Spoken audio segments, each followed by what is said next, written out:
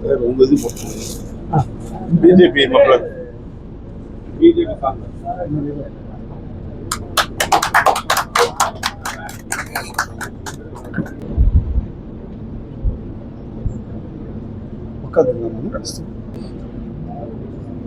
அண்ணனுக்கு அப்புறம் போட்டு வரவேற்று சொல்லிட்டு வரவேற்று இந்த பட்டன் மட்டும் ஒரே நிமிஷம் ஒரே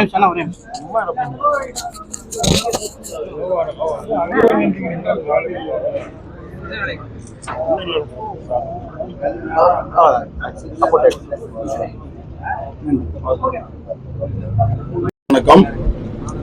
இன்று அவிநாசி சட்டமன்ற தொகுதிக்கு வெற்றி வேட்பாளர் திரு எல்முருகன் அவர்களுக்கு ஆதரவாக பிரச்சாரத்திற்கு கலந்து கொண்டுள்ள திரு இ ஆனந்தன் அவர்களை நான் சார்ந்திருக்கும் அஇஅதிமுக கழகத்தின் சார்பாக வருக வருக என வரவேற்கிறோம். முன்னாள் அவிநாசி சட்டமன்ற தொகுதி உறுப்பினர் ஐயா இளங்கோ அவர்களின் தவப்புதல்வரும் கோவை மாவட்ட ஊராட்சி மன்ற துணைத் தலைவருமாகிய ஆனந்தன் அவர்கள் 16/4/2025 அன்று புரட்சி தமிழர் எடப்பாடியார் அவர்களையும் கோவை புறநகர் தெற்கு மாவட்ட கழக செயலாளரும் முன்னாள் அமைச்சரும் எஸ் பி வேலுமணி அவர்களின் தலைமையிலும் கோவை புறநகர் வடக்கு மாவட்ட கழக செயலாளர் PRG அருண்குமார் அண்ணன் மற்றும் அனைத்து கழக நிர்வாகிகள் உட்பட அனைவரும் முன்னிலையில் கழகத்தில் இணைந்துள்ளார். அவரை அவிநாசி சட்டமன்ற தொகுதி பொறுப்பாளர் என்ற முறையில் இன்று வருக வருக என வரவேற்கிறோம்.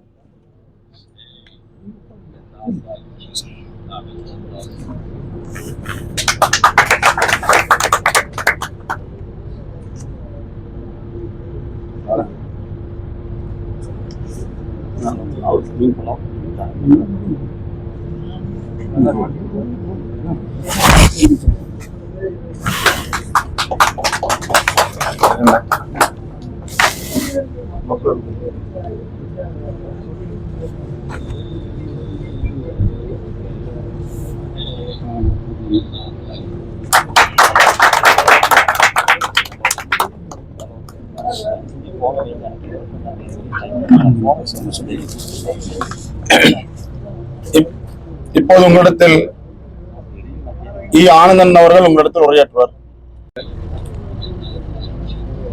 இந்த தொகுதியினுடைய சட்டமன்ற உறுப்பினராக வேட்பாளராக இன்று நம்மிடத்தில் வருகின்ற இருக்கின்ற மத்திய இணையமைச்சர் அருமையான எல்முருகன் அவர்களே, அவரோடு இங்கே அதிமுகவின் சார்பாக பொறுப்பேற்று பணியாற்றிக் கொண்டிருக்கின்ற பழனிசாமி அவர்களே, நான் கடந்த வாரம் அதனை இணைத்துக் கொண்டேன். அதற்கு காரணம், கடந்த 30 ஆண்டு காலத்துக்கு மேலாக நான் 40 ஆண்டு காலமாக திமுகவில் இருந்திருந்தேன். பிறந்தவர்களும் திமுகவில் தான் இருந்தேன். ஆனால் இப்ப அது கம்பெனியாக மாறிவிட்டது. அதுக்கு உதாரணமாக இன்றைக்கு நடைபெறுகின்ற இந்த சட்டமன்ற தொகுதியிலே கூட வேட்பாளராக நிறுத்தப்பட்டு இருக்கின்ற இந்த பெண் பணம் கட்டி தன் வேட்பாளருக்கு விருப்ப மனு கூட தெரிவிக்கவில்லை. கிட்டத்தட்ட 70 பேர் விருப்ப மனு தெரிவித்திருந்தார்கள். இந்த தொகுதி பொறுத்த வரைக்கும் உங்களுக்கு தெரியும், தாழ்த்தப்பட்ட சமுதாய மக்கள் அதிகமாக வாழ்கின்ற பகுதி. ஒவ்வொருத்தரும் கடன் வாங்கி கொண்டு வந்து கட்டியிருப்பாங்க. ஒரு சிலர் தான் வசதி இருக்கும்.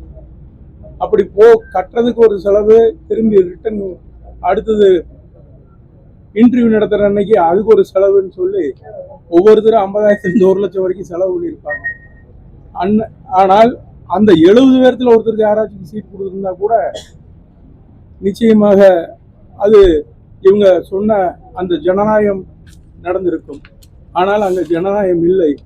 பேருக்கு நாங்க இன்டர்வியூ நடத்தி பக்காவாக விசாரித்து கட்சியில் உள்ளவர்களுக்கு தான் நான் கொடுக்குறோம் என்பது பொய். இது சம்பந்தமே இல்லை. ஒரு ஆளுக்கு அவங்க அப்பா செயலாளராக இருக்காரு என்ற முறையில் ஒரு நாளைக்கு முன்னாடி எனக்கு தொகுதியே கேட்காத ஒரு ஆளுக்கு சீட் அறிவிக்கிறாங்கன்னா அது எவ்வளோ ஒரு தவறான செயல். அதனால எத்தனை பேர் பாதிச்சிருப்பாங்க நினைச்சு பாருங்க.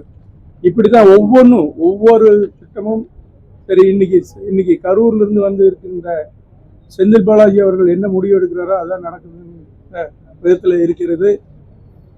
இன்னைக்கு திமுகவை பொறுத்த வரைக்கும் அங்க இருக்கிற தொண்டர்கள் எல்லாம் திருடர்கள் என்று கூறுகின்ற அளவுக்கு இருக்கிறது. காரணம், ஒரு 100 ரூபா கூட அவங்க வந்து யாராச்சும் மக்களுக்கு இனாம கொடுக்க முடியாது.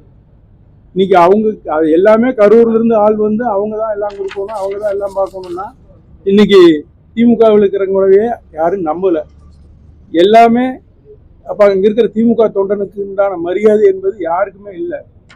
ஆக இதை பார்க்கின்ற திமுகவினுடைய உண்மையான தொண்டர்கள் யாரும் இந்த முறை திமுகவுக்கு வாக்களிக்க மாட்டார்கள் என்று சொல்லிக்கொண்டு, இந்த முறை நம்முடைய எல்முருகன் அவர்களை வெற்றி பெற செய்தோமானால் இந்த தொகுதியை பொறுத்த வரைக்கும் அவர் பல்வேறு திட்டங்களை இங்கே கொண்டு வருவார். காரணம், அவர் பிரதமரோடு எப்படி நம்முடைய தமிழர் திருநாளான பொங்கல் திருநாளில் பிரதமர் அவர் வீட்டுக்கு போய் அந்த திருநாளை கொண்டாடுகிறாரோ அப்போ எந்த அளவுக்கு அவருக்கு அங்கே முக்கியத்துவம் இருக்குது என்று தெரிந்து கொள்ளலாம். அந்த அடிப்படையில் ஒரு பெரிய சர்ஜரி, இப்போ நான் அப்போதான் ஒரு பெரிய சர்ஜரி முடிச்சுட்டு வந்திருக்கேன். அந்த மாதிரி லட்சக்கணக்காக கோடிக்கணக்காக ஆகக்கூடிய சர்ஜரிகள்லாம் மனிதருக்கு வருவது இயல்பு. ஆனால் அதையெல்லாம் பிரதமர் ஃபண்ட்ல இருந்து அவர் வாங்கி கொடுக்க ஏதுவாக இருக்கும். இந்த தொகுதியில் உள்ள மக்களுக்கு அவர் ஒரு பெரிய பாதுகாவலராக இருப்பார். பல்வேறு திட்டங்களை ஒரு மத்திய இணையமைச்சராக இருந்து இன்றைக்கு இங்கே வந்து நிற்கிறார் என்றால் அது சாதாரண விஷயம் இல்லை. ஆக இங்க இந்த தொகுதிக்கு அவர் வந்தால் சிறப்பாக இருக்கும். இந்த தொகுதியே ஒரு தலைநகரம் போல் மாறிவிடும். அதை நீங்க இந்த நேரத்தில் இந்த தொகுதியில் உள்ள ஒவ்வொருவரும் பயன்படுத்தி கொள்ள வேண்டும் என்பதுதான் என்னுடைய வேண்டுகோளாக கேட்டு என்னுடைய உரையை நிறைவு செய்கிறேன். நன்றி, வணக்கம். ஊடக சகோதரர்கள் உங்கள் அனைவருக்கும் கூட என்னுடைய அன்பு கலந்த வணக்கத்தை தெரிவித்துக் கொண்டு, அண்ணன் அம்பாள் பழனிசாமி அவர்கள், சகோதரர் ஆனந்தன் அவர்கள், உங்களுக்கு திரு ஆனந்தன் அவர்கள், அண்ணனுடைய அப்பா, அவங்க குடும்பம் பாரம்பரிய திராவிட முன்னேற்ற கழகத்தில் இருந்து அதை விட்டு அண்ணா திராவிட முன்னேற்ற கழகத்தில் 2 நாளைக்கு முன்னாடி இணைந்திருக்கிறார்கள். அவரை இந்த வரவேற்பதோடு அவர் ஏன் இணைந்தார் என்றதையும் உங்கள்கிட்ட சொல்லியிருக்கிறாங்க. ரொம்ப நன்றி சகோதரர்களே. இந்த சட்டமன்ற தேர்தலில் அண்ணா திராவிட முன்னேற்ற கழகம் மிகப்பெரிய பெரும்பான்மையோடு தேசிய ஜனநாயக கூட்டணி ஆட்சி அமைக்கும் என்பதில் எந்தவித இதுவும் இல்லை. மக்கள் அந்த அளவுக்கு இன்றைக்கு ஒரு பெரிய உற்சாகத்தை கொடுத்து கொண்டிருக்கிறார். நேற்றைக்கு மாண்புமிகு பிரதமர் திரு நரேந்திர மோடிஜி அவர்களுடைய வருகை நம்மளுடைய கொங்கு பகுதியில் ஒரு மிகப்பெரிய உற்சாகத்தை கொடுத்திருக்கிறது. மாண்புமிகு பிரதமர் திரு நரேந்திர மோடிஜி அவர்கள் நேற்றைக்கு அண்ணன் எடப்பாடியார் அவர்கள் பேசிக் கொண்டிருக்கும் போது அதை தமிழில் அவர் என்ன பேசுகிறாருன்ற அந்த மொழிபெயர்த்து சொல்லிட்டு இருந்தோம். அப்போது அவிநாசி தொகுதி எப்படி இருக்கிறது, அவிநாசி மக்கள்லாம் எப்படி இருக்கிறது என்பது பிரதமர் அவர்கள் கேட்டு தெரிந்து கொண்டார்கள். நானும் அவிநாசி பற்றி அவங்களுக்கு எடுத்து சொன்னேன். அத்திக்கடவு அவிநாசி திட்டத்தினுடைய முக்கியத்துவத்தை அவர்கிட்ட எடுத்து சொன்னேன். அவிநாசி அத்திக்கடவு திட்டத்தினால எப்படி விவசாயிகள் பலனடைந்திருக்கிறார்கள் என்பதையும் சொல்லியிருக்கேன். அந்த திட்டம் கிட்டத்தட்ட ஒரு 1500 கோடி ரூபாய் செலவில் மாண்புமிகு அப்போதைய எதிர்க்கட்சி தலைவர் அப்போதைய முதலமைச்சர் எடப்பாடி அவர்கள் ஆட்சியில் இந்த திட்டத்தை முழுமையாக கொண்டு வரப்பட்டது. இந்த திட்டம் இன்றைக்கு பல விவசாயிகளுடைய வாழ்வாதாரத்தை அப்படியே மாற்றி இருக்கிறது. இன்னும் சில குட்டைகள்லாம் விட்டு போயிருக்கிறது. அதற்கும் நாம் உடனே அத்திக்கடவு அவிநாசி திட்டத்தினுடைய 2ஆம் பகுதியை நிறைவேற்றணும் அப்படின்னு ஐயா சொல்லியிருக்கிறேன். அதே போல் ஐயா அவங்க இந்த பகுதியினுடைய மக்கள் டெக்ஸ்டைல் இண்டஸ்ட்ரி, அதே போல் ஆயுத்த ஆடைகள் இதெல்லாம் பற்றி கூட கேட்டு தெரிஞ்சுக்கிட்டாங்க. இதை பற்றியெல்லாம் கூட நேற்றைக்கு மரியாதைக்குரிய திரு நரேந்திர மோடிஜி ஐயா கிட்ட எடுத்து சொன்னேன். அதே போல் சகோதரர்களே, இன்றைக்கு 23ஆம் தேதி அன்று தமிழகத்தில் ஒரு மிகப்பெரிய மாற்றத்தை திமுக அரசாங்கத்தின் மேலே மக்கள் இன்றைக்கு ஒரு பெரிய கோபத்தில் இருந்து கொண்டிருக்கிறது நம்ம பார்க்குறோம். எங்கே போனாலும் கூட திமுக அரசாங்கத்தின் மேலே மக்களுடைய இன்னும் சொல்லப்போனால் ஒரு ஆதங்கம், ஒரு வெறி, இப்படி தான் மக்கள் இருந்து கொண்டிருக்கிறார்கள். திமுக என்னைக்கு வீட்டுக்கு அனுப்ப முடியும் என்ற அந்த இதை பார்த்துக்கிட்டு இருக்காங்க. அதே போல் 2 நாளைக்கு முந்தா நேற்று பாராளுமன்றத்தில் நடந்த சம்பவம், பாராளுமன்றத்தில் மகளிர் மசோதாவை திமுக தோற்கடிச்சிருக்கிறாங்க. நம்மளுடைய சகோதரிகள் திமுகவை மன்னிக்க மாட்டார்கள். சமூக நீதியை பற்றி பேசுவதற்கு திமுகவுக்கு எந்த அருகதையும் கிடையாது. திமுக இன்றைக்கு மகளிர் குறிப்பாக சகோதரிகளினுடைய இடஒதுக்கீட்டை தட்டி பறித்திருக்கிறார்கள். அவர்கள் முன்னேறக்கூடாது, அவர்கள் வாழ்க்கையில் அதிகாரம் பெறக்கூடாது என்ற இந்த கெட்ட எண்ணத்தோடு இந்த மசோதாவை தோற்கப்படும். இதுக்கு திமுக நம்மளுடைய சகோதரிகளுக்கு இந்த திமுக அரசாங்கம், காங்கிரஸ் கூட்டணியானது, இண்டி கூட்டணியானது ஒவ்வொரு சகோதரிக்கும் கூட பதில் சொல்ல கடமைப்பட்டிருக்கிறார்கள். அவர்கள் பதில் சொல்லியே ஆக வேண்டும். இப்போ சாதாரண மக்களும், சாதாரண அடித்தட்ட மக்களும் கூட திமுக எம்எல்ஏ ஆகணும், எம்பி ஆகணும் என்பது இன்றைக்கு நிறைவேற முடியாத ஒரு கனவாக இருக்கிறது. திமுகவில் மட்டும்தான் ஆகும், அவங்க குடும்பம் மட்டும்தான் ஆக முடியும் என்ற சூழ்நிலையில் தான் இருந்து கொண்டிருக்கிறது. என் த்ரோட்டு கொஞ்சம் போயிடுச்சுங்க. அதனால் திமுகவுடைய குடும்பத்தில் மட்டும்தான் உயர் பதவிகள் வரணும், சாதாரண குடும்பத்தை சேர்ந்தவங்கெல்லாம் உயர் பதவி வரக்கூடாது என்ற அந்த கெட்ட எண்ணத்தில் திமுக அரசாங்கமானது இந்த மசோதாவை தோற்கடித்திருக்கிறார்கள். நம்முடைய சகோதரிகள், தாய்மார்கள் மன்னிக்க மாட்டார்கள். திமுக மிகப்பெரிய ஒரு துரோகத்தை செய்திருக்கிறார்கள் நம்முடைய சகோதரிகளுக்கு. நம்மளுடைய தொகுதியெல்லாம் கிட்டத்தட்ட 52% நம்மளுடைய சகோதரிகள் தான் வாக்காளர்களாக இருக்கிறார்கள். அவர்கள்லாம் பார்த்து கொண்டிருக்கிறார்கள். குறிப்பாக நீலகிரி பாராளுமன்றத்தில் எடுத்துக்கிட்டாலே 52% பெண் வாக்காளர்களாக இருக்கிறார்கள். அவர்கள்லாம் இதை பார்த்து கொண்டு சரியான 23ஆம் தேதி அன்று அவர்கள் திமுக அரசாங்கத்துக்கு தக்க பாடத்தை கற்பிப்பார்கள்.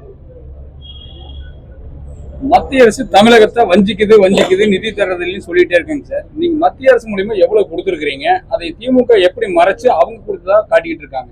ஆனா கடந்த 11 வருஷம் கிட்டத்தட்ட 13 லட்சம் கோடி ரூபாய் தமிழ்நாட்டுக்கு கொடுத்தோம்.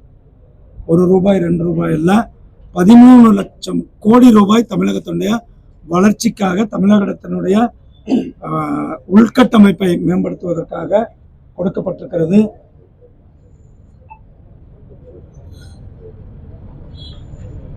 தமிழகத்தினுடைய உட்கட்டமைப்பை மேம்படுத்துவதற்காக கொடுக்கப்பட்டிருக்கிறது. நீங்க எடுத்துக்கோங்க, இன்னைக்கு வந்தே பாரத் ரயில் யூபி அரசாங்கம் இருக்கும் பொழுது, யூபி திமுக காங்கிரஸ் ஆட்சியில் இருக்கும்போது வெறும் 2009 2014 வரலும் ஒதுக்கின நிதி வெறும் 800 கோடி ரூபா, வெறும் 800 கோடி ரூபா 5 வருஷத்துக்கு. ஆனால் நம்ம இன்னைக்கு ஒவ்வொரு வருஷமும் 2014 பிரதமர் நரேந்திர மோடி ஆட்சிக்கு வந்த பிறகு 2014 இன்றைக்கு வரலுமே வருஷத்திற்கு 8000 கோடி ரூபாய் நிதி ஒதுக்கிட்டு. இன்றைக்கு ரயில் பொறுத்தளவுக்கு முழுமையாக ரயில் திட்டங்கள் மின்மயமாக்கப்பட்டிருக்கிறது. தமிழ்நாட்டில் 9 புதிய ரயில் பாதைகள் சாங்ஷன் பண்ணப்பட்டிருக்கிறது. சென்னையிலிருந்து கோயம்புத்தூருக்கு வந்தே பாரத் ரயில் கொடுக்கப்பட்டிருக்கிறது. கோயம்புத்தூர்லேருந்து பெங்களூருக்கு வந்தே பாரத் ரயில், சென்னையிலிருந்து திருநெல்வேலிக்கு வந்தே பாரத் ரயில், சென்னையிலிருந்து கன்னியாகுமரிக்கு நாகர்கோவிலுக்கு வந்தே பாரத் ரயில், அதே போல் மதுரையிலிருந்து பெங்களூருக்கு வந்தே பாரத் ரயில், சென்னையிலிருந்து பெங்களூர் மைசூருக்கு வந்தே பாரத் ரயில், சென்னையிலிருந்து விஜயவாடா திருப்பதிக்கு வந்தே பாரத் ரயில். இப்படி 14 வந்தே பாரத் ரயில் தமிழ்நாட்டுக்கு மட்டுமே கொடுக்கும். இந்த பட்ஜெட்டில் மட்டுமே புல்லட் ட்ரெயின் சென்னை பெங்களூர், பெங்களூர் ஹைதராபாத், ஹைதராபாத் சென்னை, இப்படி ஒரு முக்கோண அளவில் ஒரு பெரிய இன்ஃப்ராஸ்ட்ரக்சரை கொடுத்துருக்கோம். அது மட்டுமல்ல, இன்றைக்கு ஹைவேக்கள் 4 வழிச்சாலை, 6 வழிச்சாலை, 8 வழிச்சாலை, இண்டஸ்ட்ரியல் காரிடார்ஸ், இது எல்லாமே இன்னைக்கு தமிழ்நாட்டில் நீங்கள் எங்கே போனாலும் ரோடு வசதியானது, தேசிய ஹைவேக்களினுடைய வசதியானது வேறு எந்த அளவுக்கு இல்லாத அளவுக்கு நம்ம தமிழ்நாட்டில் இருக்கு. விமான நிலையம், கோயம்புத்தூர் விமான நிலையம் அண்ணா திராவிட முன்னேற்ற எடப்பாடி அவர்கள் ஆட்சியில் இருக்கும் பொழுதே 600 ஏக்கர் இடத்த அக்விசேஷன் பண்ணி கொடுத்துனோம். ஆனால் திமுக அரசாங்கம் வந்த பிறகு அந்த 5 வருஷம் அந்த இடத்த நம்மகிட்ட கொடுக்காம நம்ம ரொம்ப சீக்கிரம் கொடுக்கணும்னு வலியுறுத்தின பிறகு பொதுமக்கள், வியாபாரிகள், தொழில் துறையினர் எல்லாம் சொன்ன பிறகு இப்போ ரீசெண்டாக தான் இடத்த சாங்ஷன் பண்ணி அதுக்கு இடத்த கொடுத்துருக்காங்க, ஒப்படைச்சிருக்காங்க அரசாங்கம். ஒப்படைச்ச பிறகு கிட்டத்தட்ட 42,000 கோடி ரூபாய் கோயம்புத்தூர் ஏர்போர்ட்டுக்கு மட்டுமே 42,000 கோடி ரூபாய் கோயம்புத்தூர் ஏர்போர்ட்டினுடைய விமான நிலைய விரிவாக்கத்திற்கு கொடுக்கப்பட்டிருக்கிறது. திருச்சிராப்பள்ளி விமான நிலையம் ஆல்ரெடி விரிவாக்கம் செய்யப்பட்டிருக்கிறது. மதுரை விமான நிலையம், தூத்துக்குடி விமான நிலையம், சென்னை விமான நிலையம், வேலூர் விமான நிலையம், சேலம் விமான நிலையம், தஞ்சாவூர்ல விமான நிலையம். இப்போ விமான நிலையம் சாதாரண மக்களும் கூட இன்றைக்கு விமானத்தில் பறக்கிற அளவுக்கு இன்ஃப்ராஸ்ட்ரக்சரை தமிழ்நாட்டில் கொடுக்கப்பட்டிருக்கிறது. அதே போல் நம்ம எல்லாமே டெக்ஸ்டைல் அதிகமாக இருக்கிற இந்த ஊர், டெக்ஸ்டைலுக்கு என்று சொல்லக்கூடிய மித்ரா பிஎம் மித்ரா பார்க், கிட்டத்தட்ட 5 லட்சம் பேருக்கு அந்த பார்க்கில் மட்டுமே வேலை வாய்ப்பு, கிட்டத்தட்ட 1,00,000 கோடி ரூபாய் அதில் இன்வெஸ்ட்மெண்ட். அந்த திட்டம் 7 ஸ்டேட்டுக்கு கொடுத்துருக்காங்க. அதில் தமிழ்நாட்டிலே ஒன்று கொடுக்கப்பட்டிருக்கு, விருதுநகரில் கொடுக்கப்பட்டிருக்கிறது. அதே மாதிரி டெக்ஸ்டைல் பார்க்ஸ் இங்கே டெவலப் பண்ணுவதற்கு நிதிகள் அது கொடுக்கப்பட்டிருக்கிறது. இதையும் தவிர எம்எஸ்எம்இக்களுக்கு கொரோனா நேரத்தையும் தாண்டி அவர்கள்லாம் வெளிவர வேண்டும் என்று எம்எஸ்எம்இக்கு சப்போர்ட் கொடுக்கப்பட்டிருக்கிறது. இதையும் தாண்டி விவசாயிகளுக்கு வருடத்திற்கு, இதெல்லாம் விவசாயிகள் அதிகமாக இருக்கிற பகுதி, விவசாயிகளுக்கு வருடத்திற்கு 6,000 ரூபாய், கிட்டத்தட்ட 25 லட்சம் விவசாயிகளுக்கு தமிழ்நாடு முழுவதும் சன்மான நிதி கொடுக்கப்பட்டிருக்கிறது. 9 லட்சம் பேருக்கு வீடுகள், பிரதமருடைய வீடு கட்டும் திட்டத்தில் வீடு கட்டி கொடுக்கப்பட்டிருக்கிறது. அனைத்து வீடுகளுக்குமே டாய்லெட்கள் கொடுக்கப்பட்டிருக்கிறது. கிட்டத்தட்ட 1.5 கோடி பேருக்கு இலவச கேஸ் கனெக்ஷன் ஆனது கொடுக்கப்பட்டிருக்கிறது. அதே போல ஜல்ஜீவன் திட்டத்தில் வீட்டுக்கு வீடு குடிநீர், கிட்டத்தட்ட 90% வீடுகளுக்கு தமிழ்நாடு முழுவதும் வீட்டுக்கு குடிநீர் கனெக்ஷன் ஆனது கொடுக்கப்பட்டிருக்கிறது. சோசியல் செக்டர்லையும் திட்டங்களை செயல்படுத்தி கொண்டிருக்கிறோம். மகளிர் தாய்மார்களுக்கு முத்ரா திட்டத்தில், கிட்டத்தட்ட முத்ரா வங்கி திட்டம் தமிழ்நாட்டில் அதிகமாக பயனடைந்திருக்கிற சகோதரிகளாக இந்தியாவிலே 2வது இடத்துல முத்ரா லோன். அதே மாதிரி 100 நாள் வேலை வாய்ப்பானது 125 நாட்களாக மாண்புமிகு பிரதமர் அவர்கள் உயர்த்தி கொடுத்திருக்கிறாங்க. இதையும் தாண்டி இன்றைக்கு தமிழ்நாட்டினுடைய வளர்ச்சி, தமிழ்நாட்டினுடைய அத்தியாவசிய தேவைகளுக்காக நம்ம ஏழை மக்களுக்கு மாசத்திற்கு 5 கிலோ அரிசி, 1 கிலோ பருப்பு ஒவ்வொரு மாசமும் கிட்டத்தட்ட 1.5 கோடி குடும்பங்களுக்கு நம்மளுடைய பிரதமர் அவர்களுடைய ஏழை மக்களுக்கான உணவு பாதுகாப்பு திட்டத்தில் கொடுத்துக்கிட்டு இருக்காங்க. அதே போல சுய உதவி குழுக்களுக்கான கடன்கள் திட்டம், இப்படி பல்வேறு திட்டங்களை நீங்கள் பார்த்தீங்கன்னா கிட்டத்தட்ட 13 லட்சம் கோடி ரூபாய் கொடுத்துருக்கு. சென்னை மெட்ரோ ரயில் நிலையம், அதே மாதிரி சென்னையில் இவங்க பாதி நாள் கிடப்பில் போட்டிருக்கிற மதுரவாயில் சென்னை பறக்கும் ரயில் திட்டத்தை நம்ம கொடுத்துருக்குறோம். இப்படி பல திட்டங்களை கொடுத்துருக்கோம். சார், இதே பகுதியில் சிஎம் வந்து மக்கள் வரல, ஒரு ரோடு ஷோ போல சும்மா ரோட்ல நடந்து போய் ஓட்டு கேட்டு வந்துட்டு இருக்காரு. சிஎம் வந்து பிரச்சாரத்துல என்ன சொல்றாருன்னா, புதுசா சூப்பர் ஸ்டார் அப்படின்னு சொல்லி ரஜினிகாந்த் ஒவ்வொரு மேடையிலும் மறைமுகமா இது பண்றாரு. அதே நேரம் வந்து ரஜினிகாந்த் ஒரு அறிவிப்பு கொடுத்திருக்காருங்க, பதில் சொல்லும், அதான் பொறுத்திருந்து ஒரு காலம் பதில் சொல்ற மாதிரி. இது டிவிகேக்கும் அதிமுக கூட்டணிக்கு வர வேண்டிய ஓட்டுகளை அந்த மாதிரி ரஜினி ரசிகர்களை திமுக குறி வச்சு பண்றாங்க. அப்படியெல்லாம் இல்லைங்கன்னா, ரஜினிகாந்த் ரசிகர்கள் எப்பயுமே ஆன்மீகத்தின் பக்கம், அவர்கள் தேசியத்தின் பக்கம். அது ரஜினிகாந்த் ஐயா அவங்க நேரம் சொல்லியிருக்காங்க, அவங்க எப்பயுமே தேசியத்தின் பக்கமும் ஆன்மீகத்தின் பக்கம். 2023 நிறைவேற்றப்பட்டது, திமுகவுடைய கூட்டணி கட்சிகளோட ஆதரவோட தான் நிறைவேற்றப்பட்டது. இப்ப கொண்டு வந்திருக்கிறது வந்து டீலிமிட்டேஷன், அதை மறைமுகமா கொண்டு வந்திருக்காங்க. இப்ப இருக்க எண்ணிக்கையிலேயே வந்து அவங்க மதவெறி இடஒதுக்கீடு வந்து அமல்படுத்தலாம், ஆனா அதை பண்ண மாட்டேன்றாங்க அப்படின்னு முதலமைச்சர் வந்து குற்றம் சாட்டியிருக்காரு. முதலமைச்சர் வந்து முதல்ல நிறைய படிக்கணும்னா, முதலமைச்சருக்கு அரசியல் ஒரு தெளிவே இல்லை. அரசியல்ல யாரோ எழுதி கொடுக்கறத வந்து அது பேசுறத வர ஒரு முதலமைச்சராக இருக்கவே முடியாது. அதனாலதான் மக்கள் அவரை தூக்கி எறியறதுக்கு தயாராகி கொண்டிருக்கிறாங்க. அதாவது நம்ம வந்து எப்போ சுதந்திரம் அடைஞ்சு இன்னைக்கு எவ்வளவு வருஷம் ஆகுது? முதல் எலெக்ஷன் நடந்தது எப்போ? 1952. அன்னைக்கு மக்கள் தொகை எவ்வளவு? இன்னைக்கு மக்கள் தொகை எவ்வளவு? இன்னைக்கு எவ்வளவு வருஷம் ஆயிருக்கிறது? கிட்டத்தட்ட சுதந்திரம் வாங்கி 80வது வருஷத்துல இருக்கிறோம். அப்ப நமக்கு தொகுதிகள் முன்னேற வேண்டாமா? தொகுதிகளை உயர்த்த வேண்டாமா? தொகுதிகளை உயர்த்துவதுதான் நம்மளுடைய எண்ணம். தமிழ்நாட்டுக்கு 59 தொகுதி வருது, டபுள் மடங்கு தொகுதிகள் தமிழ்நாட்டுக்கு வர இருக்கிறது. அப்ப தமிழ்நாட்டில் டபுள் மடங்கு எம்பிக்கள் வேண்டாம்னு ஸ்டாலின் நினைக்கிறாரா? இப்போ நீலகிரி எடுத்துக்கோங்க, நீலகிரி தொகுதிக்கு எங்கிருந்து ஸ்டார்ட் ஆகுது? நம்மளுடைய நேதாஜி பார்க்ல இருந்து வயநாடு கிட்டத்தட்ட 250 கிலோமீட்டர். ஒரு எம்பி வந்து ஒரு சாதாரண மக்கள் வயநாட்டில் இருக்கிறவங்க எம்பி பார்க்கணும் 250 கிலோமீட்டருக்கு வர வேண்டிய சூழ்நிலை இல்லை. ஸோ இது எல்லாத்தையும் எப்பயுமே நம்ம பிரதமர் வந்து ஆட்சிக்கு வந்த பிறகு ஒரு சீர்திருத்தங்களை பண்ணிட்டு இருக்கோம். நிறைய சீர்திருத்தம். இன்றைக்கு தேவைகளுக்கு என்ன? இன்றைக்கு தேவை கிட்டத்தட்ட 80 வருஷத்துக்கு முன்னாடி இருந்ததையே நம்ம இன்னும் வச்சுட்டு இருக்க முடியுமா? மக்கள் தொகை வளருது, மக்கள் வளர்ந்துட்டு இருக்காங்க, நாடு முன்னேறி கொண்டிருக்கிறது. நம்ம 2047 வளர்ச்சியடைந்த பாரதம், விக்சித் பாரத், தமிழ்நாடு வளர்ச்சியடைந்த பாரத்தை நோக்கி போயிட்டு இருக்கோம். அப்போ போகும்போது நம்ம நிறைய டீலிமிட்டேஷனுடைய தேவை இருக்கிறது. அப்போ நம்மளுடைய சகோதரிகளுக்கு இடத்த ஃபிக்ஸ் பண்ண, நம்மளுடைய நீலகிரி தொகுதி எடுத்துக்கோங்க, 52% ஓட்டர் வந்து நம்மளுடைய சகோதரிகள். அப்போ அவங்க இந்த தொகுதி அவங்களுக்கு கிடைக்கிறது வாய்ப்பு இருக்குல்ல? ஏன் ராஜாவே இருக்கணுமா? ராஜா தான் இருக்கணுமா? ஏன் ஒரு ராணி வரக்கூடாதான்? சகோதரிகள் எம்பிகளாக வர வேண்டும், தாய்மார்கள் எம்எல்ஏக்களாக வர வேண்டும். அதுக்கெல்லாம் நேரங்காலம் கிடையாது, எப்போ வேணாலும் வரணும். எப்போதான் அவங்க வர்றது? அவங்களுக்கு அதிகாரம் கொடுக்கணும். திமுகவுக்கு எந்த அருகதையும் கிடையாது சமூக நீதியை பற்றி பேசுறது. அவங்க என்ன இது மகளிர் பட்டியலின மக்களுக்கு எதிரானவங்க இருக்கிறாங்க, இப்போ தாய்மார்களுக்கு எதிராக இருக்கிறாங்க. திமுக அரசாங்கம் நம்ம கனிமொழி அக்காவும் ஸ்டாலினாவும் ஒவ்வொரு சகோதரிகிட்டும் மன்னிப்பு கேட்கணும். டிவிகே தலைவர் விஜய் வந்து அவினாசியில சுமார் 50,000க்கு மேல் கூட்டத்தை பார்த்து மிக பிரம்மாண்டமா ட்ரோன் ஷோ எல்லாமே நல்ல ட்ரெண்டிங் ஆயிட்டு இருக்கு. ஆனா அது நீங்க பார்த்த கண்ணா தான் இருக்கணும்னா, மற்றபடி அது கூட்டம் வந்து ஒரு 5000 பேர் போயிருப்பாங்கன்றதுதான் பொதுமக்களுடைய கருத்தாக இருக்கிறது. நன்றி அண்ணா. அதாவது இப்ப இவ்வளவு முக்கியமான மசோதா வந்து நாடாளுமன்றத்தில் நிறைவேற்றப்படும் போது நீங்க வந்து அங்க இல்லாம இங்க வாக்கு சேரிட்டு இருந்தீங்க, அதுக்கான காரணம் என்னன்னு சு வெங்கடேசன் வந்து கேள்வி. ஆனா சு வெங்கடேசனுக்கு எல்லாம் பதில் சொல்ல முடியுமாண்ணா? ஆனா நாடாளுமன்றத்துல எங்க கட்சியில நாடாளுமன்றத்துல அது குறிப்பாக ராஜ்யசபால நாங்க வந்து பலம் பெருந்தியவர்களாக இருக்கிறோம். மிகப்பெரிய பலமை மிக்க ஓட்டுக்கு தேவையான எம்பிஸ்கள் இருக்காங்க. நான் ராஜ்யசபால தான் எனக்கு ஓட்டு. ராஜ்யசபால ஓட்டு போடுற அன்னைக்கு நான் ஓட்டுக்கு போக போறேன். நன்றி. இதெல்லாம் ஒரு சாதாரண விஷயம் தான்.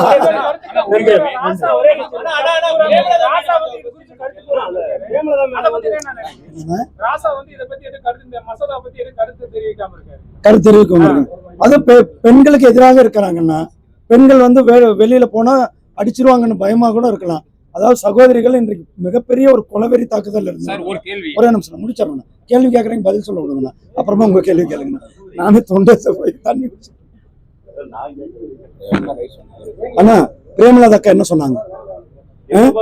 எங்க அண்ணனை வச்சுக்கிட்ட பெண்களுக்கு பாதுகாப்பு இல்லைன்னு சொல்றாங்க. கூட்டணி தலைவர் அந்த அக்கா வந்து பாருங்க, அந்த அக்கா எவ்வளவு வெளிப்படையா இருக்காங்க. பெண்களுக்கு பாதுகாப்பு இல்லை, கஞ்சா இருக்குதுன்னு சொல்றாங்க. அந்த கஞ்சா சட்டம் ஒழுங்கு சரியில்லைன்றாங்க. பாலியல் கொடுமைகள் நடத்துறது அவர் ஸ்டாலினை வச்சுக்கிட்டே சொல்றாங்க. ஸ்டாலினுக்கு வெக்கமான சூடு சோர்ந்து இருந்தா இந்நேரம் தன்னுடைய பதவியை அவர் ராஜினாமா பண்ணியிருக்கணும். நன்றி அண்ணா. வாழையடி வாழையா எல்லாருமே வந்து ஒரு கோயில்ல வழிபாட்டு தலங்கள்ல வழிபட்டு வர்றாங்க. ஆனா இப்போ இந்து சமய அறநிலைத்துறை வந்து ரொம்ப கட்டுப்பாடுகள் வச்சு அந்த விழாக்களை கொண்டாட முடியாத நிலை ஏற்பட்டிருக்கு. நேற்றுக்கு கூட நடுவுச்சேரியில சிவடாபுரியம்மன் கோயில்ல இந்த ஒரு சம்பவம் நடந்திருக்குது.